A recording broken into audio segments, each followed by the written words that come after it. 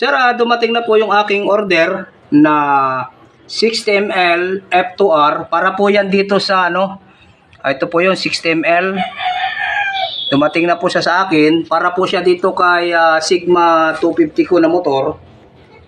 At ito po ay pangatlong beses ko na ginamitan ito tuwing mag-change oil ako. Dati po mabilis sir mag-init yung makina, lalo na pag long drive. Pero mula nung ginamitan ko nitong F2R na dagdag lakas, na bawas din siya sir ng ng kain ng gasolina, at yung pag-init ng makina medyo minimize. Tapos yung kalansing niya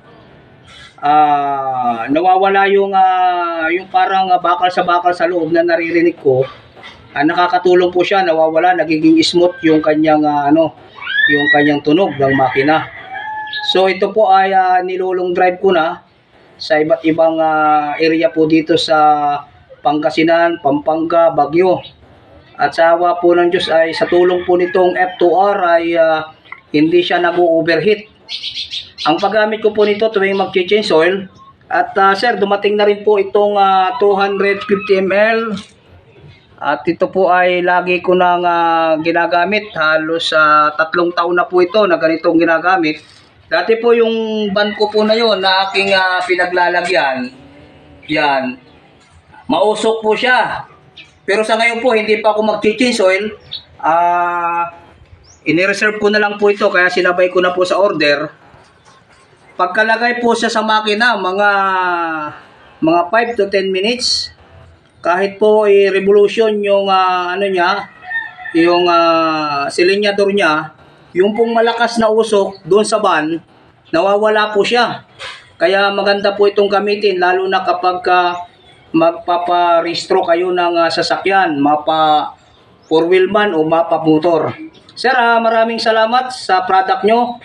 At yung aking mga sasakyan ay natutulungan na ma-maintain yung kaayusan po ng makina. At yung pong van na yan, tinakbo ko po yan, 2 bayan, from Dagupan, Kalasyaw. Pagbalik ko po, na-monitor ko yung kanyang radiator, yung hose radiator niya putol. So, wala po siyang tubig.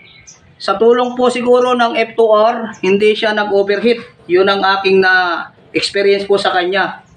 Tumakbo siya mula papuntang Dagupan to Kalasyaw at bumalik po dito sa bayan ng Mangaldan. Na tuklasan ko po na putol pala yung hose ng connection niya to radiator papunta sa makina. At sa awa po at tulong ng Ama at nitong product po ninyo na F2R ay hindi ko naranasang nag-overheat yung makina.